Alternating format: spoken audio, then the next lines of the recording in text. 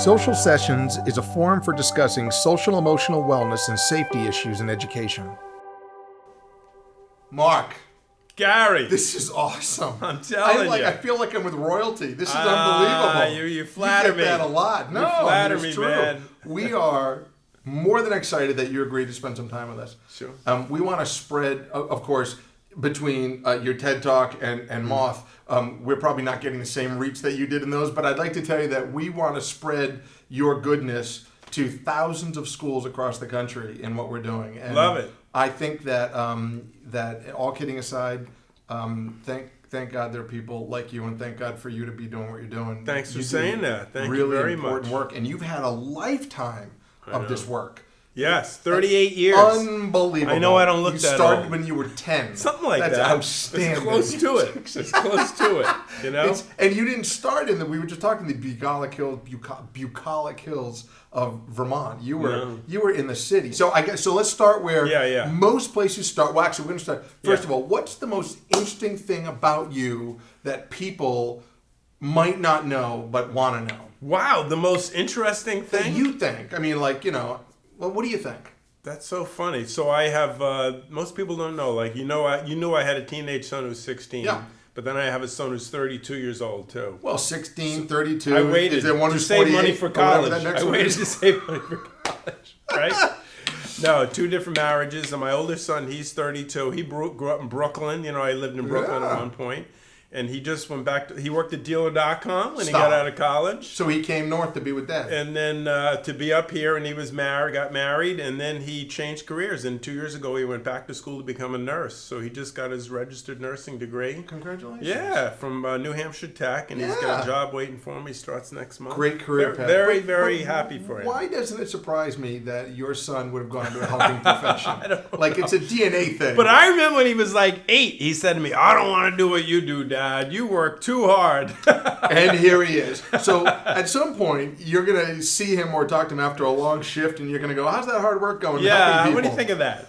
So my other son is 16. He's going to UVM this summer. They have dual enrollment. Yeah. And he's doing health and medicine. So he thinks he may want to be, a doctor or a nurse or a PA or something like that. You know what? It's well done. Thank you. It sounds like the family is engrossed in, and what's the right word is, in the helping professions, and I think that's pretty good. And my wife, she just was elected to the Vermont legislature last November, so she's a new legislator, and she got ordained as an interfaith minister about a month ago in Riverside Church in New York City. So it really... So all this stuff's going on. Happening right now. That's it. So Real moss time. Does not grow on the Redmond Rolling Stone. That's how that goes. We're both getting stuff. We're trying. We're busy. Meantime, we got to walk the dog. That's it. Do the laundry, dishes. mow the lawn. There you go. Very zen, Yeah, I know. Someone asked me, "What did you do this weekend?" I said, "I mowed the lawn. I washed the floors. I did some home repairs." That's what you do. That's it. But that's what you're supposed to do right now. That's how life is, right? So now you're in a place where you can mow a lawn, but you didn't start in Vermont. You actually started in that, as I said before, the heyday of New York City Times Square. Can you tell us a little bit about where it all began? Sure. So I actually was working in the business world. I had a business degree. Right. And I landed this great job on Madison Avenue. Yeah. And I had heard about Covenant House, which was in Times Square. And a friend told me about it. So I would go there one night a week after work. I'd take a different subway. And as my brother said recently, Times Square back then, you ran through Times Square. Rolling Stone called it 1981 the sleaziest block in America. And it was. It was bad, right? Porn, prostitution, drugs, weapons. So I got this image of a younger version of you just ducking and bobbing and weaving, running through Times Square. I figured all the underground tunnels and the subways, and then I'd pop out at Covenant House, and I'd change into sneakers and jeans and give out snacks and play basketball with the kids. And I thought, well, this is a fun thing to do Tuesday nights instead of hanging out in the Upper East Side where I lived. I had an apartment off of Park Avenue, and I began to realize that was real. I began to look forward to that, and I began to realize that's really what I wanted to do with my life. You felt the calling, right? I did feel a calling. I remember going to a meeting at my $1 trillion company, and the senior vice president saying, "Our assets are now at," I don't know what they said, $3 trillion. Right. And by the end of the decade, we got to be at $4 trillion. And that's what you all have to work. That's the goal. Everybody needs to work to that goal. And you were like, yeah, not gonna. I'm like, I'm not saying that's bad. No, I'm not saying it's evil. Not for you. But that's not what I want to do. So I quit my job. I gave up the apartment on Park Avenue. I gave the suits to Goodwill. Gave the car to my brother. And I moved into this tiny room with, cockroaches, rats in the basement across from a crack house and a strip club in Times Square, and I started working with homeless teenagers. You're unbelievable. So that's unbelievable. Yeah, and so I never looked back. How'd you meet if I could add? Yeah. Since we're interviewing and I'm asking you all kinds of questions. Yes. How'd you meet your wife? So I was married once before, and that was somebody who was also a volunteer at Covenant House, but the marriage didn't work out, so we divorced. And then you got a son who's going to be a nurse, so that part of it worked out. That part was great. And, my ex-wife and I are on very good terms, and she remarried, I remarried. And then I was single for 6 years. And then one day my brother, he's 6 years younger than me, he called me and said, hey, I ran into my old high school prom date, who I went to my prom with 20 years ago. She's a TV reporter in Connecticut. And I said, I remember her. I remember you with your puffy shirt and your tuxedo and our dad's Cadillac, And I said, I'd like to meet her. And next thing you know, you're in Vermont. It took a year until I had the courage to reach out to her, and we got engaged shortly after that. So it was my brother's old high school prom date. Perfect. And we got married. And then so I had helped to start the first charter school in Stamford, Connecticut for low-income kids. And I'd done that. We got married. She was pregnant. And I called this woman who was part of the New England network it was a network of all nonprofits that dealt with teenagers and at-risk kids. And I remember calling saying, what's in New England? Anything. Any opportunities in New England, Because I felt I was ready to be an executive director. New Hampshire, Maine, anywhere. She said, there's a rumor, this place in Burlington, Vermont called Spectrum may be looking for a new executive director. Wasn't a rumor, apparently. So she said, I'll let you know. She emailed me a few weeks later and said, it's true, this guy is stepping down. Here's where you send your resume. So I blindly sent a resume. And you got the job. 36 candidates, including some board members, some internal people. And you're it. And then I got it. I got the job. Well, we're good for us. It was minus 33 degrees the day we moved up. My wife was like, what did you get us in? Our son was 3 months old. I've had that experience with many people who come here in the winter. And we try not to interview people from away in the winter here because I don't want to. So that's a great, I think that's a natural segue into what Spectrum? Yeah, so Spectrum has been around. It's our 50th anniversary next year. Woo-hoo! Started by a bunch of ministers, Burlington Ecumenical Area ministers. Awesome. Who saw the need to help homeless teenagers back in 1970. Men and women of the cloth do the right thing most. COTS was started by a bunch of there's a lot of places that we take for granted now that were started with some religious, Absolutely. background. So we're non-sectarian now, of course, regular nonprofit. Yeah. And it just started very humbly. And then it grew over the years. And we really work with kids as young as now as 13 all the way up to 24 who are homeless, runaways, at risk of being homeless, in the criminal justice system, in the foster care system, the children's mental health system, addicted to drugs and alcohol, gang members, kids involved in human trafficking, and as I tell people, inevitably some combination, right? Well, it's all overlapping, right? Right, it is. So it could be a young person who's leaving foster care and has, addiction problems, or somebody who was a runaway who also deals with mental health issues, or sometimes 4, 5, 6, 7 of those things. At once. So, and what are the services that Spectrum is providing to this community?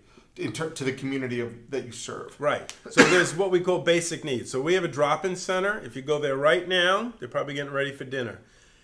You can come in any day of the week. Opens at 10 a.m. Free hot lunch, free hot dinner, tons of donated clothes, line of credit outdoor gear exchange for winter boots in the winter. Take a shower, do your laundry, use the computers to look for jobs, look for an apartment. We don't need your Medicaid number. We don't need your, come on in. And that's a good entry point to Spectrum. A health clinic right next door. Community Health Center has their satellite health clinic right in our building. So free health care for kids, doctors, nurses. There's a lab in there. Upstairs we have 8 beds, shelter beds, so kids can come in at 5 p.m., get off the street. And then if they do well there, the average stay there is about 90 days. They can move to the front of the building, which is 8 apartment units that we have, okay? So now they're going to pay 1/3 of their income in rent. We're going to help them start a bank account. We're going to tell them what the FAFSA is, where CCV is, how to get your high school diploma. And then the last 2 winters, we added 10 more beds. I went to Bishop Coyne, because I'm a Catholic. I said, you have 2 churches downtown, and in the winter, we're full all the time. So he's letting us use a church hall, and from November to March, we put 10 more beds in there, too. So in the wintertime, at least then we have some place so nobody freezes to death, you know? And you're full. We're full. It's sad. You know, it's good we're full, but it's sad that there's that many kids who literally are on the streets and have nowhere to go. And who need someone who's caring for them. So we could go as young, in terms of housing, we could go as young as 16 and 17. I think our sweet spot is at 18 to 21. A lot of things end at 18. A kid can opt out of foster care at 18. A lot of kids graduate from the children's mental health system. So they had an emotional diagnosis that allowed them to went away when they turned 18? Right. It's really sad what we do in America, not just Vermont. Yeah. We say, oh, you're 18 now. So the diagnosis you had that allowed you to get help at Howard Center or Laraway, it's not going to work, you know. Or your IQ may be too high, okay? Your IQ is 72, sorry. So those kids end up on the street. So we have a lot of those kids. And then there's a million different reasons young people, you know, end up homeless. So, and when they're there with us, it's not just housing is important, food's important, but we have our own job developers on staff who are linked to all area employers in Burlington. So we'll help you find a job. Yeah. Mental health counselors on staff, addiction counselors on staff. Yep. We even started 2 years ago our own business. We started a car detailing business that's an L3C corporation on Avenue C in Williston to hire our own kids. Because our kids were pretty good at finding jobs, they're terrible at holding on to jobs. Why is that? Because when I went to my staff, not even half make it to 90 days of employment. They don't know how to call out sick. They don't know how to speak to a boss. They don't know how to work with coworkers. They don't have any of those skills. They didn't grow up in families like that. They grew up in poverty most. So they bomb out. So we said, well, what if we're the boss? What if we start a business and we don't just fire them once, but we really work with them and coach them? So we've gone from 41% of our kids staying in a job 90 days, which is the federal standard. Now we're at 91% at what's called Detail Works. Fantastic. And we're following them after they leave us. And they're keeping those jobs or going to college, or we have a kid going to welding school. So that's the latest thing we've done. So we even have that, you know, in addition to all the other services that we provide. If not you, who? I mean, who else is... I think Spectrum is an incredible organization. And I have a million more questions about it in the 12 hours we have together here today. Right. Such as it goes.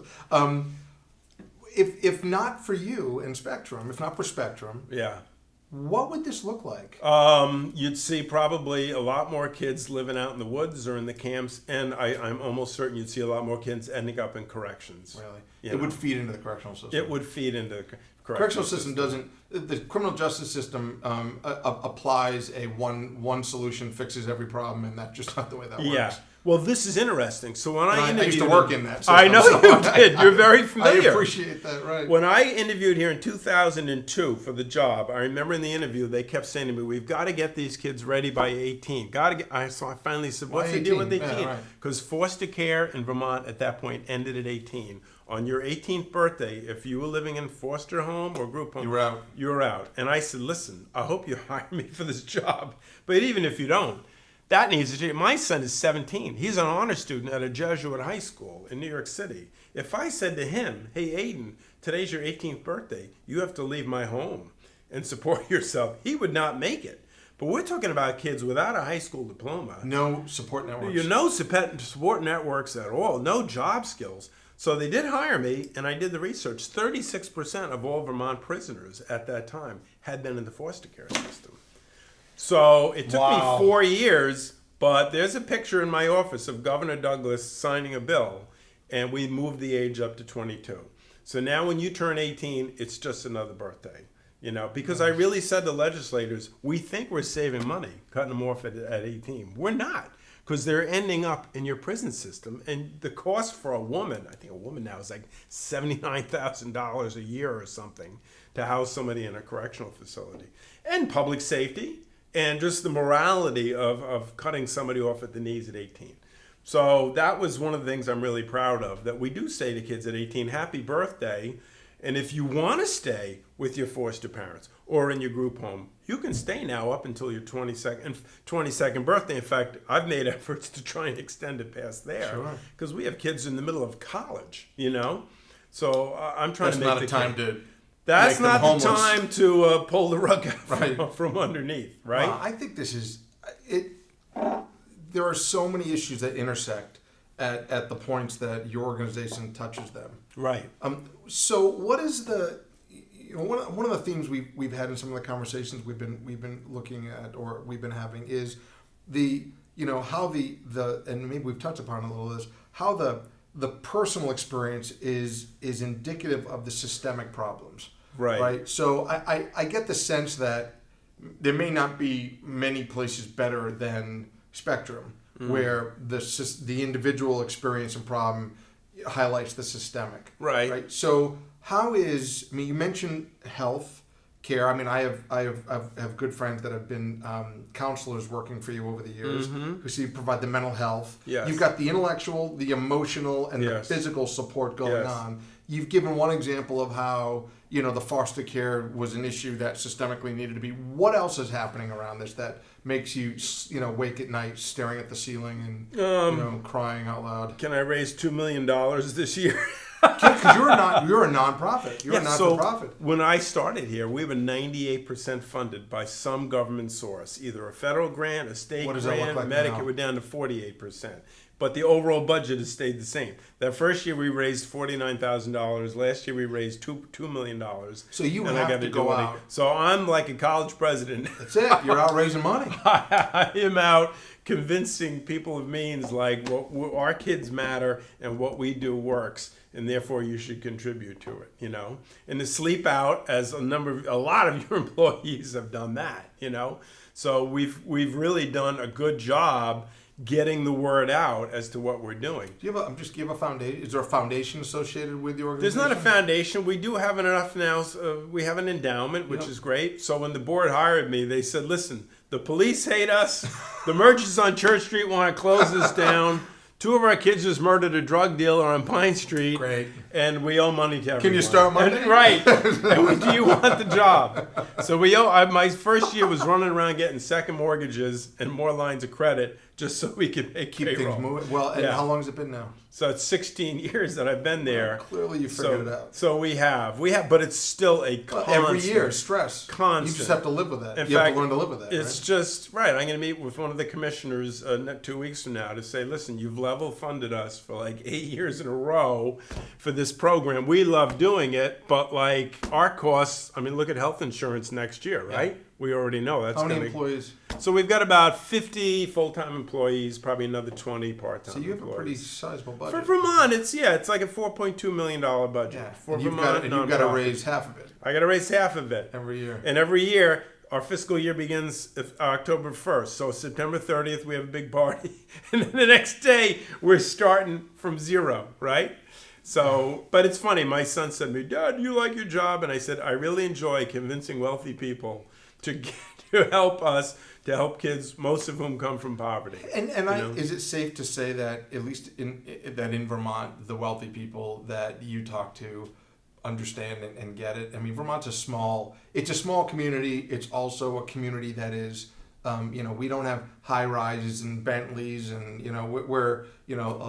that's not us, right? So there's a connection to the community from. That's not us, but let me tell you. So when I got here, I'm going to tell you this story. You'll like this. So when I got here, I read in the Free Press. I was only here about 9 months. Somebody donated $50 million to Middlebury College, followed by a $10 million donation. Now I'd just been down there with my son, who was in high school.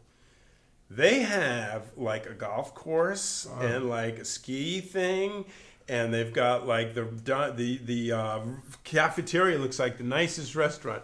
So I didn't even know one at the Free Press. I wrote this column, and I just sent it to the Free saying, if you had that much money to give, their endowment then was $800 million, and I said, here we are working with low-income kids, like barely scraping. Tell me that you got anything out of that. So Rich Tarrant, God bless him, read the article.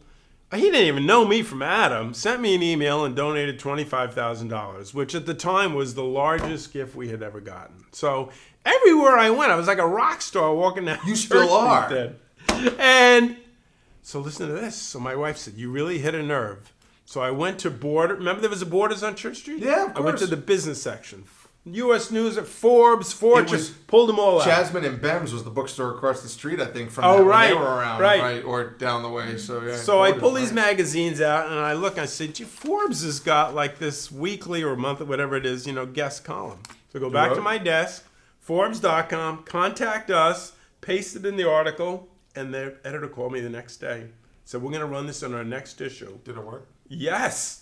To this day, we get donations. This man in Connecticut who sends us $15,000, $20,000. Paris Hilton's grandfather sent us money from California. God bless. A guy in Florida. I mean, that has helped us so much, Good. because I think it really did strike a nerve. Nothing. Listen, Middlebury's a great school. It's not about that. It's not about Middlebury. It's about recognizing that the community has to step up to support those in need in the community. Exactly. And that's people of all means. You know, and in that case, people who have more means than others, right? And exactly. So and almost to a person I've met that's had that kind of means in their life gives, and they give willingly. They do. Important, right? Yeah, and Vermonters are really, really generous. I have found. You know, it's good. So it's a nice thing.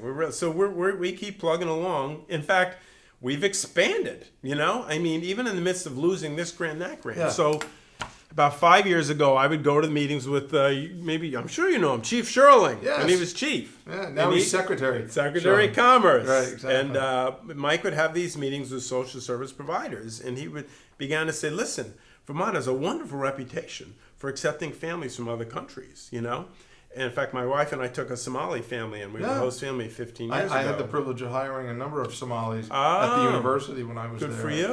Into the police department. And Mike said, some of these kids are doing great. In fact, the family we took in, the girl just graduated from UVM on a full scholarship. Awesome. But he said some of these kids are struggling, and they're dropping out of school, and some are getting involved in crime and drugs and all that. And I met with my staff. We weren't seeing any of those kids. 2 researchers at UVM said to me, we interviewed scores of young people, Mark. Not one kid not only was not going to Spectrum, they didn't even know about Spectrum. So I had one person on staff, part-time, who was from Nepali. And I said, listen, we got the drop-in center. And he said to me, they're not going to go. They see that as the place for homeless, white, addicted kids. So I said, how do I fix this? You weren't speaking to them. They didn't see that organization that reflective of them, of a place where they could. Exactly. So he said, and the 2 researchers said, you need to hire staff from that demographic, right? So we started. You want a diversified organization. You hire You hire diversity into the organization, and it attracts diversity. It's how that works, right? So now we have we bought a building in the Old North End where a lot of these families live, and we have staff who speak 6 different languages now, including Somali, Mai, Sudanese. So we have staff from all different racial groups and ethnic groups.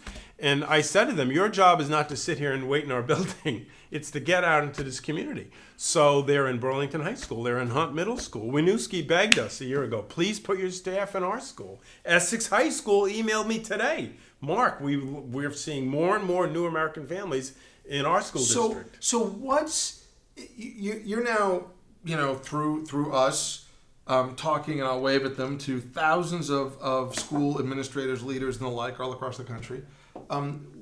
What do you want us to understand about these kids that we may not either understand or that we may have stereotypes around? What do you, because you work with people, your whole life you've worked with this incredible group of people in need of services. Right. And then there's folks like me, in spite of my experience in the criminal justice system in terms of working and such, don't understand necessarily. Right. What do you want us to know about this population? That's such a good question. So when Burlington High School came to us, they said, it was a couple of teachers, they're like, we're trying to teach. We're trying to teach all these different subjects, and we're watching these kids fall by the road. And a lot of times, most of the time, It's not because they're lazy or bad. It's like there's family problems. There's pressures at home. They need to earn money to help support their family. So Spectrum, can you come in and have your staff work with these kids and find out this kid needs this. This kid needs a job. This kid could use a mentor. This kid might need counseling for addiction. Can you help us with that? So we're able to teach. So that's really has been a great success. And now Winooski, when they heard we were doing it, same thing. And now Essex High School, so the same thing. I think about an experience I had many years ago. I was working with a school that was serving impoverished kids, and I had spent some time with some focus groups of these kids, of these youth. And I came home to my wife, and she, well, how's the day? And I said, I did these focus groups, and these kids are really smart. And my wife said to me, they're poor, they're not dumb. Right? That is so true. And I said to her, I looked at her and I got nothing, because you're right. It's absolutely right. Right. And why did I think that they weren't very smart? Because they were very poor, and whether I thought it consciously, why was I surprised that they were brilliant in the conversations I was having? I think that is one of the important barriers to kind of push through when it comes to these at-risk youth. Right. That they're good people. They have problems. Good people have problems. Yeah. And sometimes their families are overwhelmed. So like the Somali family, my wife and I took in. She mentored the oldest girl.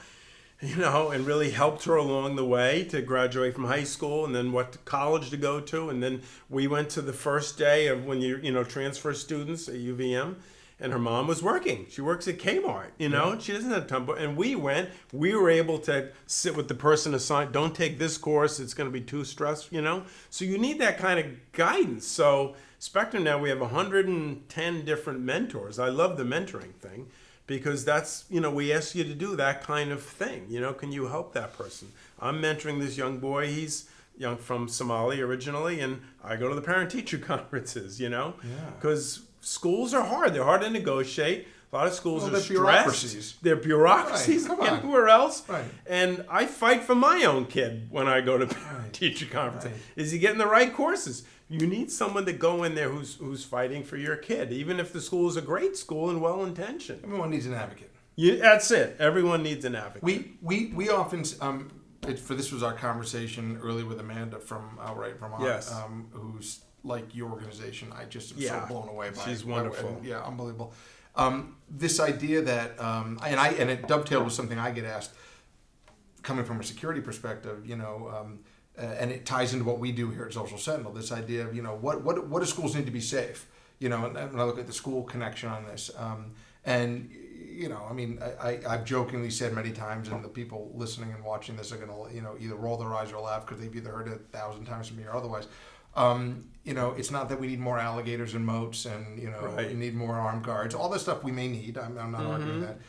Every young person needs to know there is an adult who cares about them. Right. A place where a person they can turn to. Yes.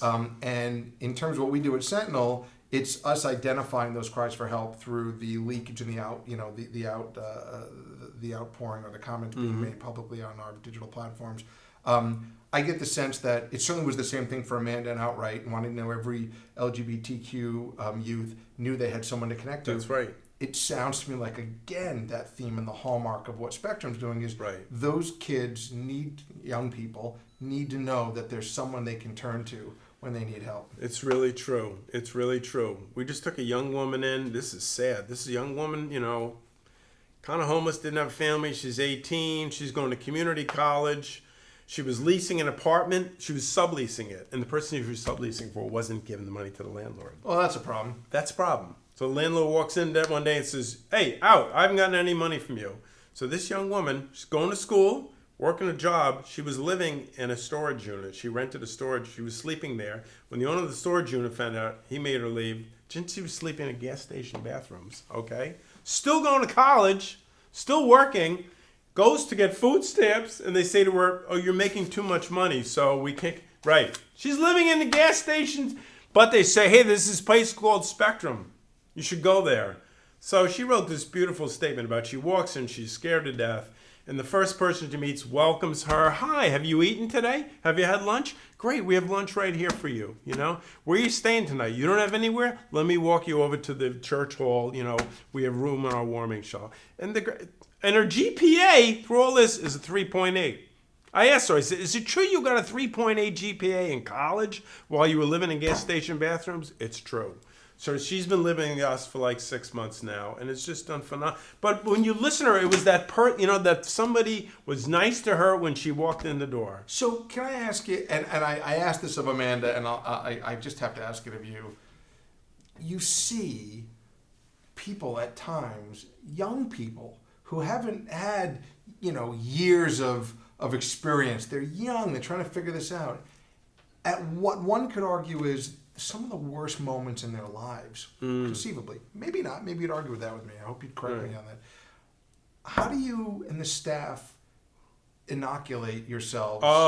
From that versus, or maybe you don't. Maybe it's just not part of the equation. Maybe the part of the equation is you feel it because feeling it motivates. I mean, how does that work? I think you feel it. I've been on the front lines. Like I ran a shelter for homeless teens in Brooklyn for years. I ran a residential treatment center in Westchester County for years. It can burn you out. There's times I've been burnt out. At one point for 4 years, I lived on the grounds of a place, and that'll fry you pretty quickly because you need a break, right? So we really try to insist that people take time off, and things like that. We do a lot of trainings.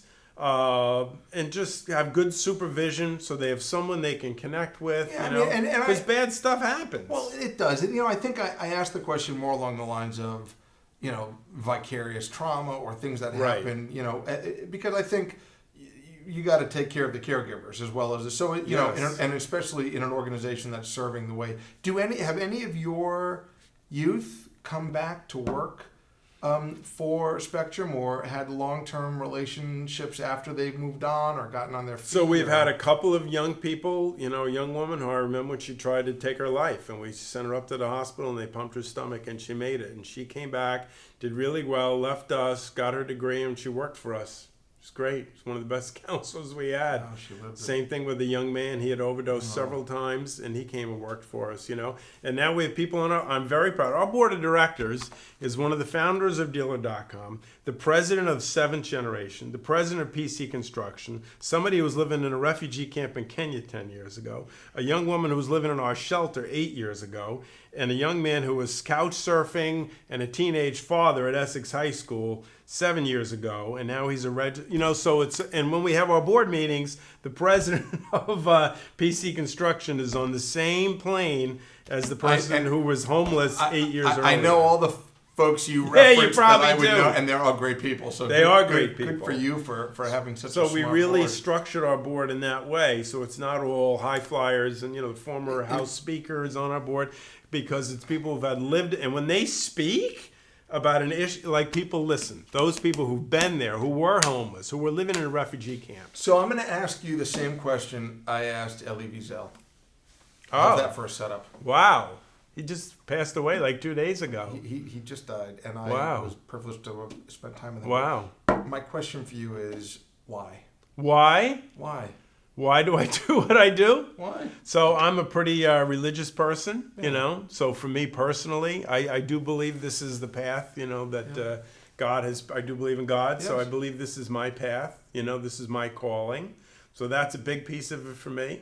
And faith, But again, there are plenty of people who do this kind of work who don't have a religious background. I know you're practicing Catholic. Yes. So this follows, in many ways, as I listen to what you do, it follows the word and the path of Christ. I mean, it's kind of right That's there. That's how I look at it. It's kind of right there. It's pretty. And that's not bad from someone who's Jewish. I actually know that, right? It's right. Great, right? It is supposed to be about, you visiting the prisoner and feeding the hungry, to me. Different people have different, but that to me, it's an extension of how I live out my particular, calling. So I think that has a lot to do with it. And I just enjoy the work. I feel passionate about the work. I'm an optimist by nature. I know a lot of kids who haven't succeeded, who are in prison or committed suicide, but then I know and a lot who have really happy lives. And I hear from them, and I get letters from them and emails from them and their parents. Doesn't it? Yeah, it does. There's so many times I was like, something terrible happened. I was like, I'm done. I'm going to go back to selling computers or some stocks or hedge funds. And would be miserable. And then I get an email. Being good careers, you would be miserable. And I get an email out of the blue or a letter from somebody who's doing well, and thank you, like there were always those little magical moments that like. It's good, right? Yeah, it definitely helps. It definitely helps to get that kind of feedback. Well, I think the team here feels the same when we get that call from a school superintendent or from a university administrator who says, because you were able to give us an insight into, XYZ, we were able to intervene and, a better outcome was had. I think that mission drive of what we do, I feel that. And I think that it's critical. And I resonate with something we said earlier, which is there's nothing wrong with the businesses that want to be the $1 trillion companies, and that has a place in the world. Yes. It's different for those who prefer a mission-based type function and organization, and so I think that's what that exemplifies. Yeah, exactly.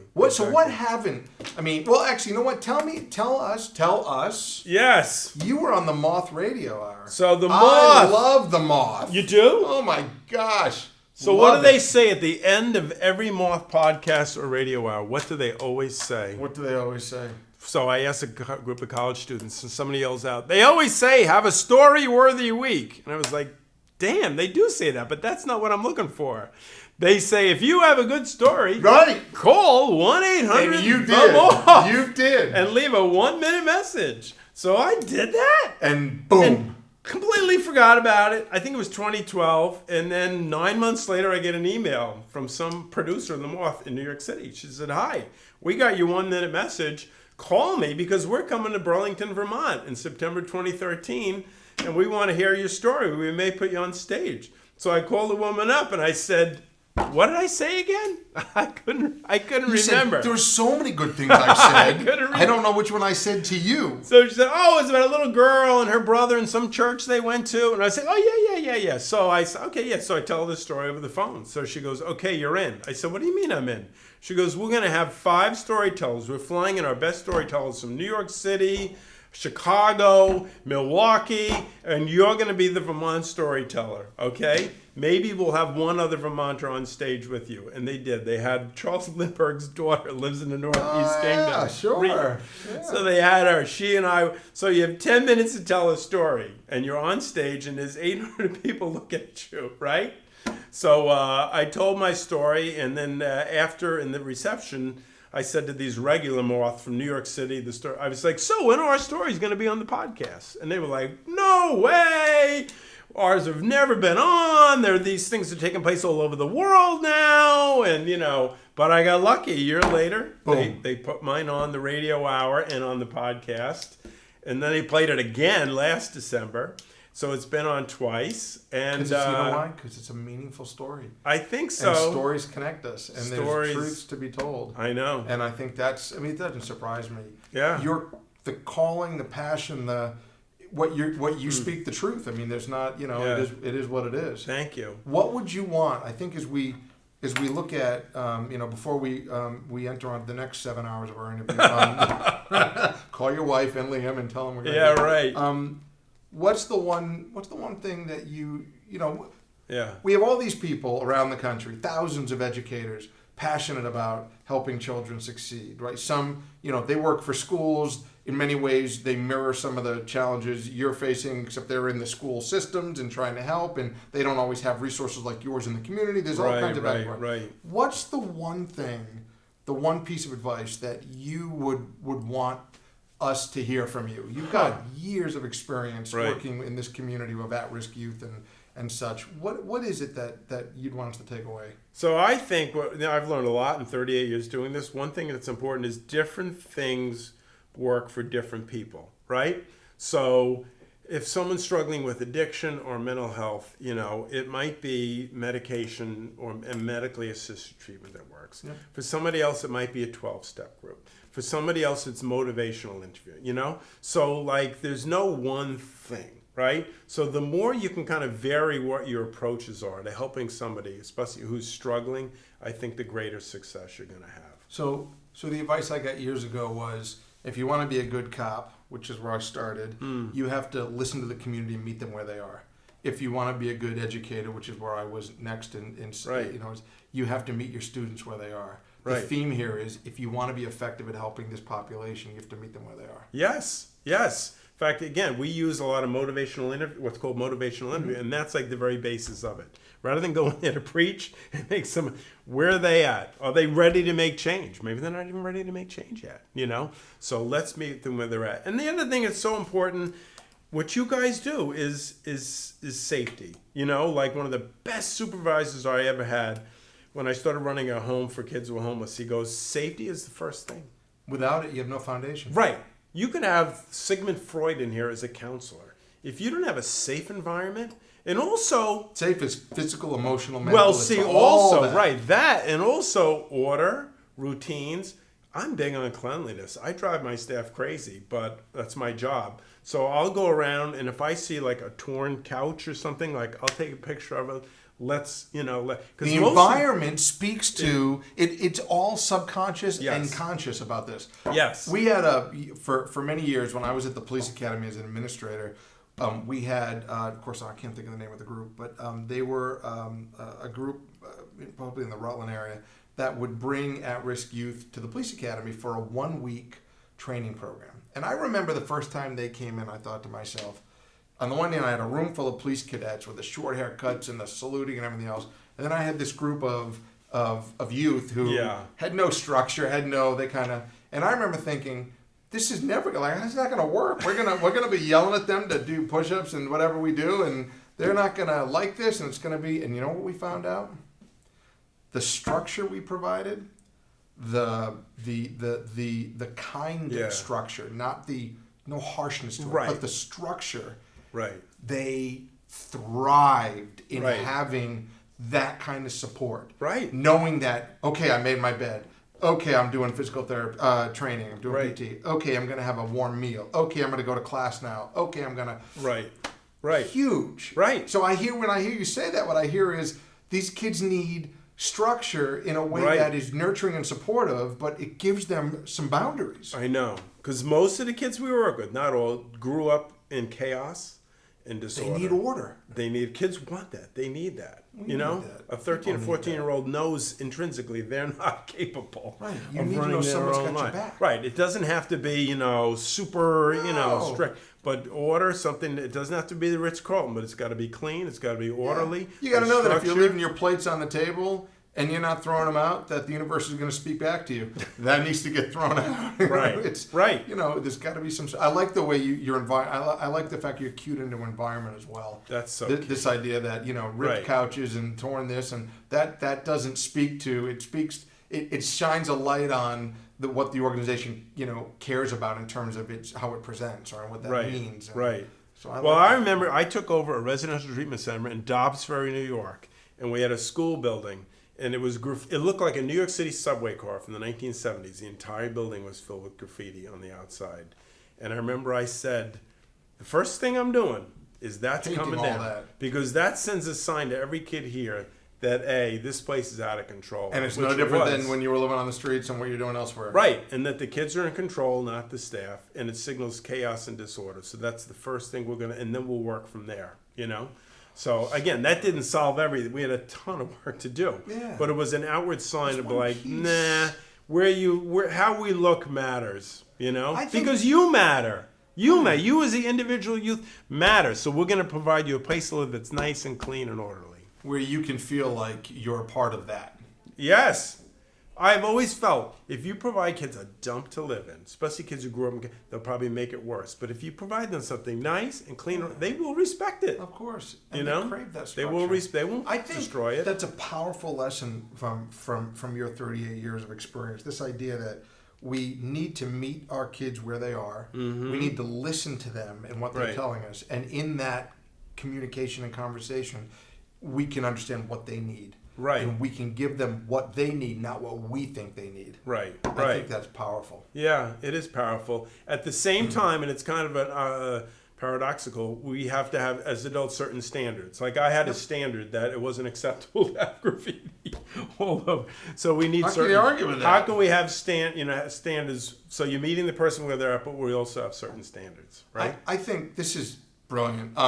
For those who want to get back in touch with you or follow up, I know there's www.markredman. Mark A. Redman. Mark A. Somebody else took Mark Redman. A. Redman. M-A-R-K. There you go. A. Red, MOND.com. That's as it. well as on the Spectrum site. Right. On the SpectrumVT.org. SpectrumVT.org. And yeah.